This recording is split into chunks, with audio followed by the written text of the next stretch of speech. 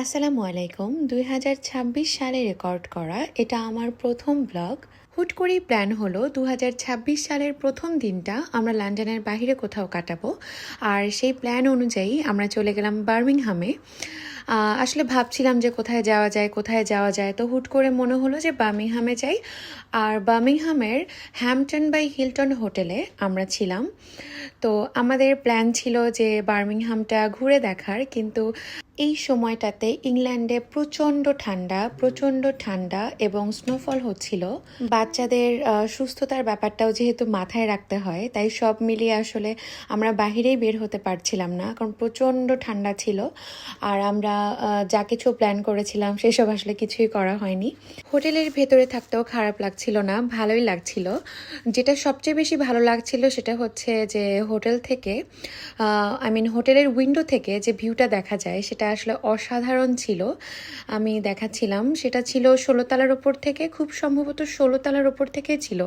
আজকে যখন আমি এডিট করছি তখন জানুয়ারি মাসের ২৬ তারিখ, আর আমি সবসময়ই ব্লগ এডিট করতে অনেক অনেক বেশি সময় নেই, সেই তুলনায় এটা অনেক কমই সময় নিয়েছি।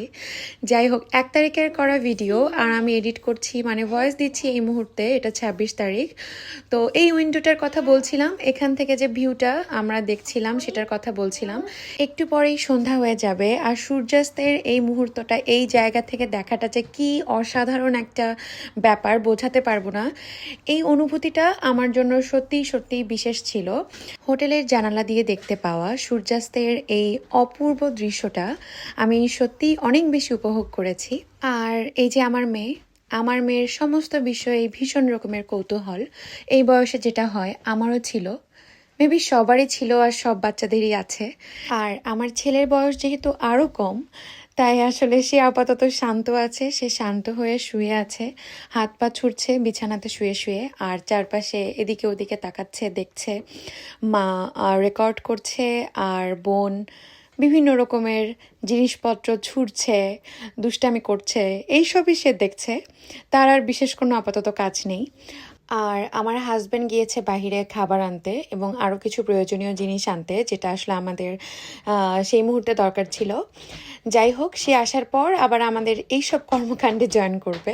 রাত হয়ে গেল, আর এখন চারপাশটা অন্ধকার, কিন্তু এত অসাধারণ একটা সানসেট দেখলাম এখান থেকে।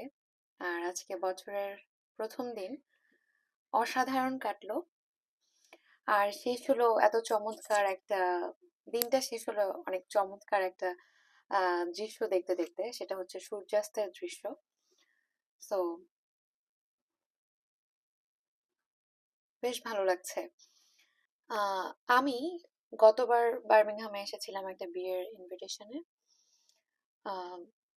আর সেরকম ভাবে আসলে এখানে তো থাকাও হয়নি, দেখাও হয়নি। আজকে একদিনের জন্য আমরা এখানে এসেছি এবং হ্যাম্পটন বাই হিলটনে আছি। তো এখান থেকে, এটা 16th ফ্লোর, এই হোটেলের এই জায়গা থেকে ১৬ তলার উপর থেকে আসলে মোটামুটি একটা বেশ ভালো একটা ভিউ পাওয়া যায় বার্মিংহামের। তো এটা এনজয় করছি, আর রাতের ভিউটাও বেশ ভালো লাগছে। তো আমি চেষ্টা করব ছোট ছোট করে রেকর্ড করে আপনাদের সাথে শেয়ার করতে, যাতে আমরা বার্মিংহামটা কিরকম এনজয় করছি আপনারাও জানতে পারেন। এই যে আমি ভিডিও করি নেহাত শখের বশে। আর আমার গত কয়েকদিনের যে ভ্লগগুলো আপলোড হলো সেগুলো আসলে অনেক আগের। আমি বাংলাদেশ ছেড়ে এসেছি আম, গত বছরের ফেব্রুয়ারিতে। তো এটা জানুয়ারি, আজকে 1st অফ জানুয়ারি। তো মোটামুটি ১ বছর হয়ে যাচ্ছে। আমি অনেক দিন পর আমি সেগুলোকে এডিট করছি এবং শেয়ার করছি।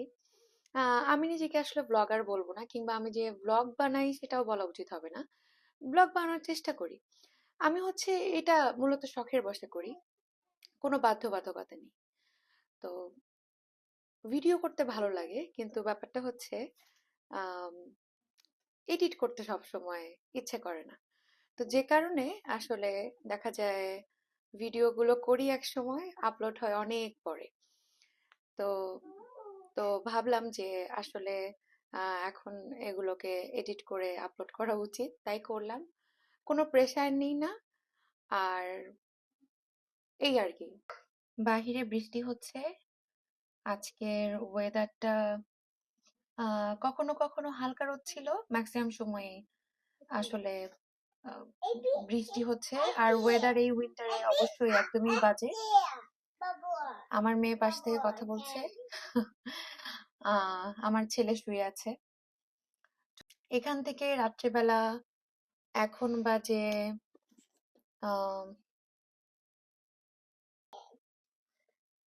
গ্লাসের ওপর এই যে বৃষ্টির ফোঁটা ফোঁটা বিন্দু বিন্দু জমে আছে। আর আমাদের উইন্ডো থেকে এই ভিউটা নিলাম। এগুলো জাস্ট মেমোরি, ছোট ছোট মেমোরি আমি রেখে দিই, যাতে অনেক পরে আমার যদি ইচ্ছে করে যে সেই সময়টা কেমন ছিল একটু দেখার ইচ্ছা করে, তাহলে যেন আমি দেখতে পারি। এটাও আসলে একটা অনেক বড় কারণ যে কারণে আমি আসলে রেকর্ড করি। তো আহ আমি এটা, কিন্তু এটা আসলে ঠিক না যে আমি অনেক পরে পরে এডিট করে করে শেয়ার করি। এটা অনেকেই ভাবে যে আসলে এখন ইউটিউবে এত অপশন, ফেসবুকে এত অপশন, কেউ কেন আমার ভিডিও দেখবে, কিংবা কেউ কেন আমি অনেক দিন পর পর ভিডিও আপলোড করবো সেটার জন্য ওয়েট করবে। সেটা আসলে কোনো মানে নেই, আমি সেটা আশাও করি না।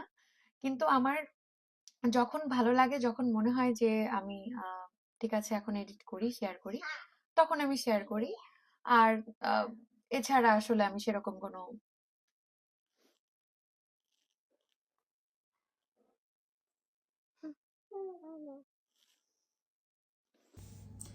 বাচ্চাদেরকে নিয়ে ট্রাভেল করা আর বাচ্চাদেরকে নিয়ে আসলে কোথাও বের হওয়া, এটা যে কতটা ডিফিকাল্ট। আমি মাইক্রোফোন ইউজ করছি না, এখন এমনি রেখে দিয়েছি। একজন একজন ব্যাগ থেকে সব নামিয়ে ফেলেছে, সব কিছু এলোমেলো। হ্যাঁ, আর একজন ওই যে বেডে শুয়ে আছে। এই তো, এই হচ্ছে অবস্থা। এভাবে আমরা ট্রাভেল করি। এই তো, ইয়েস।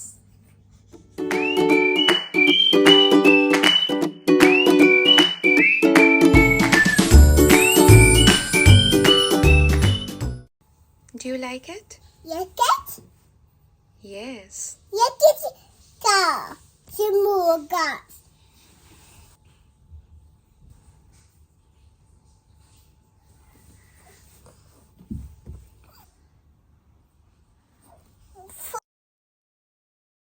মেয়ে আর ছেলেকে ঘুম পাড়িয়ে আবারও উইন্ডোর পাশে এসে দাঁড়ালাম রাতের বার্মিংহাম দেখার জন্য। আর এই ভিউটা হোটেলের উইন্ডো থেকে আমি সেই বিকেল থেকে দেখেই যাচ্ছি। এক একটা সময় এর সৌন্দর্য যেন এক এক রকম, অসাধারণ লাগছে।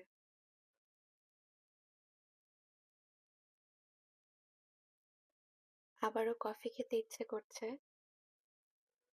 আমি যাই একটা কফি বানিয়ে নিয়ে আসি, আর তারপর আবার এখানে দাঁড়াবো আর এই ভিউটা এনজয় করতে করতে কফি খাবো।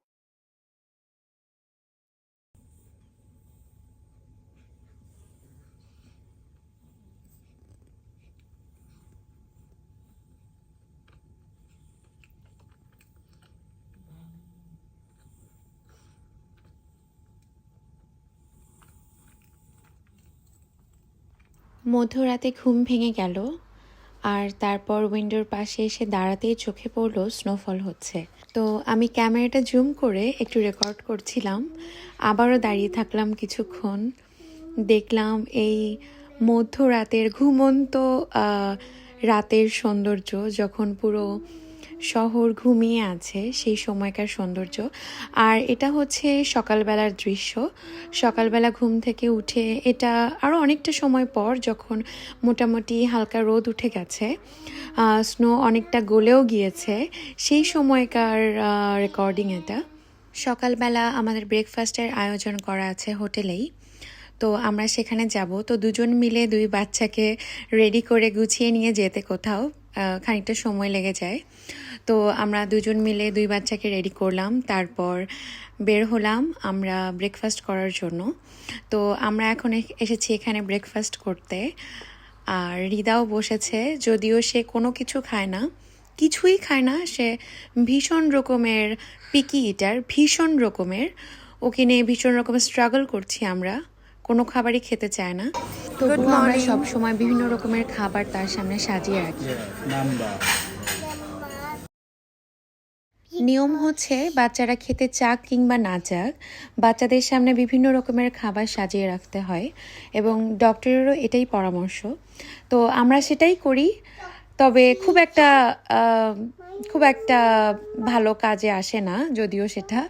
তবুও কি আর করার, এভাবেই চেষ্টা করতে হবে। বাচ্চারা সবসময় আসলে খাবার খেতে চায় না, আর আমার মেয়ের এ ব্যাপারে একটু বেশিই সমস্যা। ব্রেকফাস্টের পর কফি শেষ করে আমি আরেকবার শেষবারের মতো উইন্ডোর পাশে দাঁড়ালাম এবং এই ভিউটা দেখলাম। এবার চলে যাচ্ছি। নিচে নেমেই দেখি গায়ের ওপর স্নো পড়ে আছে, আর স্নো দেখলেই শুরু হয়ে যায় আমার কাহিনী। আমার খুব ভালো লাগে, তো আমি এরকম হাতে নিয়ে একটু ছুঁয়ে দেখি। স্নো একদম তুলার মতো, তুলা যেরকম হয় নরম, ঠিক সেরকম সাদা নরম, এবং কি যে সুন্দর, কি যে ভালো লাগে। আমি এরকম হাত দিয়ে এরকম ধরে মুঠোয় নিয়ে নিয়ে রাখি, আমার খুব ভালো লাগে। আর যাই হোক, আমরা কার পার্ক থেকে বেরিয়ে যাচ্ছিলাম। হোটেলের কার পার্কে আমরা কার পার্ক করেছিলাম, তো সেখান থেকে বেরিয়ে যাচ্ছি এখন। খুব সুন্দর একটা সকাল, রোদ উঠেছে। যদিও এদেশে রোদ উঠলে আসলে বিশেষ কোনো পরিবর্তন লক্ষ্য করা যায় না, কারণ যেটা বাহির থেকে দেখা যায় যে রোদ উঠেছে, সেটাই মূলত ভালো লাগে।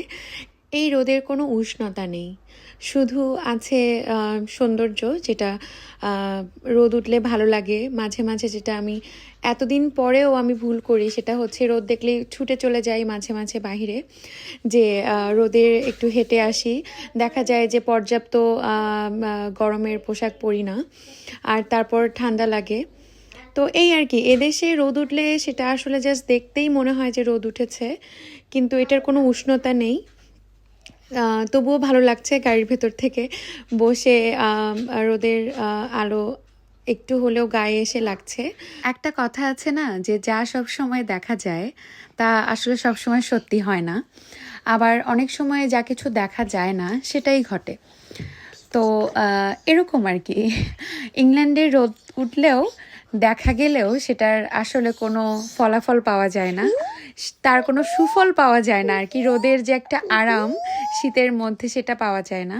আমার কখনোই গরম আবহাওয়া পছন্দ না, আমার পছন্দ শীতকাল সব সময়ই। তো আমার মনে হতো আমি যদি এমন কোথাও থাকি যেখানে অধিকাংশ সময়ই ঠান্ডা থাকবে, তার মানে এই না যে অসম্ভব ঠান্ডা, একদম কোমর পর্যন্ত স্নো পড়ে আছে, বরফে ঢেকে থাকবে সব কিছু, সেরকম না। তবে আমার মনে হতো যে যেখানে ঠান্ডা বেশি সেরকম জায়গায় যদি থাকা যেত তাহলে বেশি ভালো হতো গরমের চাইতে। তো আলহামদুলিল্লাহ, আমি এখন এমন একটা দেশে থাকি, এমন একটা জায়গাতে থাকি যেখানে অধিকাংশ সময়ই ঠান্ডা। আরেকটা জিনিস আমার মনে হতো, যখন থেকে আমি ঢাকায় থাকতে শুরু করি, আমার ঢাকা খুব একটা পছন্দের ছিল না। থাকার জন্য খুব একটা দারুণ জায়গা না, আমার কাছে মনে হয়েছে সেরকমই। তো আমার তখন মনে হতো যে ভবিষ্যতে এরকম যদি হয় যে আমি গ্রামেই থেকে যাই, বাংলাদেশের গ্রামে, অথবা এমন কোনো দেশে যে দেশে অনেক সবুজ, অনেক গাছ, পাখির ডাক শোনা যায় এবং বাতাস একদম বিশুদ্ধ, কোলাহল কম, তারপর এই একটা শান্তির একটা জায়গা, যেটা মূলত ঢাকা না। তো আলহামদুলিল্লাহ, আমি এখন এমন একটা দেশে থাকি, আমি যদি এটাকে সবুজের রাজ্য বলি মোটেও ভুল হবে না। এই দেশটা প্রাকৃতিক সৌন্দর্যে ভরা, একেবারে সবুজ একটা দেশ, আর ভীষণ পরিচ্ছন্ন, কোলাহল নেই। তো আবার অনেকেই ভাববেন না যেন যে আমি বাংলাদেশকে ছোট করে কথা বলছি। আমি কিন্তু প্রথমেই বললাম যে আমার ইচ্ছে হতো যে হয় আমি বাংলাদেশের কোনো গ্রামে, ঢাকায় না। আমি শুধু এটাই বোঝাতে চেয়েছি যে ঢাকায় না, কারণ ঢাকায় অনেক বেশি যানজট, শব্দ দূষণ এবং সবুজের তো কোনো বালাই নেই। তবে হ্যাঁ, অন্যভাবে বললে আমার উত্তর হবে আমার দেশ বাংলাদেশ, আমার প্রায়োরিটি, আমার কাছে সব থেকে বেশি সুন্দর, আমার আপন ঠিকানা। তো সেই দেশের সাথে কোনো দেশেরই আমি তুলনা করছি না বা করব না। তবে আমি শুধু এটুকুই বলতে চাই যে আমি প্রকৃতি ভীষণ ভালোবাসি, প্রকৃতির কাছাকাছি থাকতে খুব ভালোবাসি, শান্ত কোলাহল মুক্ত জায়গা খুবই পছন্দ করি। তো সেই দিক থেকে বিবেচনা করলে আমি বাংলাদেশের গ্রাম পছন্দ করি, অথবা এরকম কোনো একটা দেশ যেরকম দেশে আলহামদুলিল্লাহ আমি এখন আছি। বাংলাদেশের সাথে তো আত্মার বন্ধন। পৃথিবীর যে দেশেই যাই না কেন, বাংলাদেশের তুলনা আমি কোনো দেশের সাথেই কখনোই করতে পারবো না।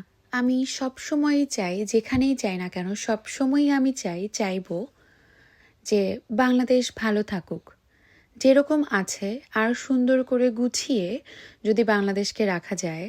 বাংলাদেশ চমৎকার একটা দেশ, খুবই সুন্দর একটা দেশ। সেটাকে যদি একটু যত্ন করে রাখা যায়, বিশেষ করে বাংলাদেশের নাগরিক যারা আছে, এটা তাদেরই দায়িত্ব, তাহলে বাংলাদেশও কিন্তু বসবাসের জন্য চমৎকার একটা জায়গা হতে পারে। বাংলাদেশের মানুষ পান থেকে চুন খসলেই সরকারের দোষ দেয় কেন আমি বুঝি না। একটা দেশের অনেক কিছুই নির্ভর করে কিন্তু সেই দেশের নাগরিকদের ওপর। সরকারের একার দায়িত্ব না একটা দেশকে উন্নত করা। ভালো থাকবেন সবাই, খুব শীঘ্রই আবার দেখা হবে।